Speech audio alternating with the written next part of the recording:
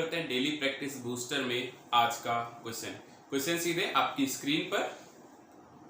A sum at simple interest of 4% per annum amounts to rupees 3120 in 5 years. Find the sum. So basically इस question में क्या पूछा गया है? सम means principal. यहाँ पर आपको रेट दे रखा है 4% पर एनम, अमाउंट दे रखा है 3120 एंड टाइम दे रखा है आपको 5 इयर्स। देखिए दोस्तों, एक चीज याद रखना, टाइम पीरियड ओवर होने के बाद प्रिंसिपल ऑलवेज अमाउंट में कन्वर्ट हो जाता है। तो यहाँ पर मुझे क्या चाहिए? प्रिंसिपल चाहिए।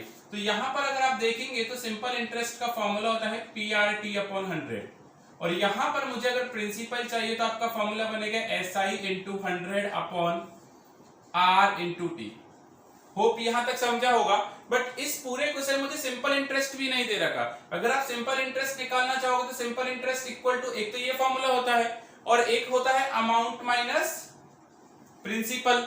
लेकिन आप इन जितने भी मेथड से जाओगे ना, ये क्वेश्चन आपके लिए बहुत लेंथी हो जाएगा। क्यों? क्योंकि यहां पर SI भी नहीं है, प्रिंसिपल भी नहीं है। तो आप क्या करोगे इस चीज में?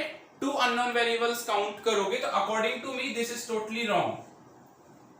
आप ये समझिएगा कि अमाउंट क्या होता है? अमाउंट होता है principal plus interest is always equal to amount होता है। और अगर प्रिंसिपल हमें नहीं पता और नहीं दिया रखा होता तो आप सीधा मान के चलो कि प्रिंसिपल आपका 100% होता है, राइट। और हमें इंटरेस्ट पता है, क्योंकि आपको पता है सिंपल इंटरेस्ट में जो इंटरेस्ट मिलता है ना, वो ऑलवेज प्रिंसिपल पर कैलकुलेट होता है। तो अगर एक साल का 4% है, 1 ईयर का अगर आपका इंटरेस्ट 4% है तो 5 इयर्स का कितना हो जाएगा? 20 हो जाएगा।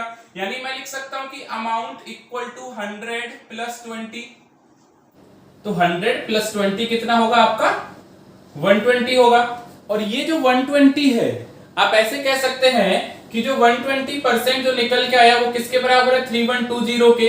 तो मुझे कितना चाहिए? 100% चाहिए। यानी मैं लिख सकता हूं if 120% is always equal to 3120, then what is the value of 100%? आप देखेंगे तो 0 से 0 कट हो जाएगा, 12 से कितने टाइम कट होगा ये वैल्यू? 26 टाइम। तो 100% की वैल्यू कितनी है मेरी? 2600। तो यहां से मैं डायरेक्ट क्या बोल सकता हूं कि जो मेरा जो प्रिंसिपल है, जो मुझे सम फाइंड आउट करना है, उसका वैल्यू कितना निकल के आएगा? 2600।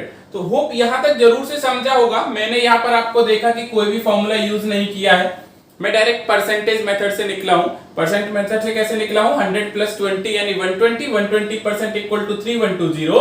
तो प्रिंसिपल 100%, 100% की वैल्यू क्या होगी? तो यहां पर मेरा फाइनल आंसर क्या निकल के आया? 2600। तो दोस्तों, ये आपका भी होमवर्क टाइम है। आपकी स्क्रीन पर एक क्वेश्चन है, आप इसे सॉल्व कीजिए और अपने आंसर्स जरूर से हमें कमेंट बॉक्स में छोड़िएगा। और आप हमें ये भी बताइएगा आपको ये सेशन कैसा लगा। आज के लिए thank you so much. Thanks for watching.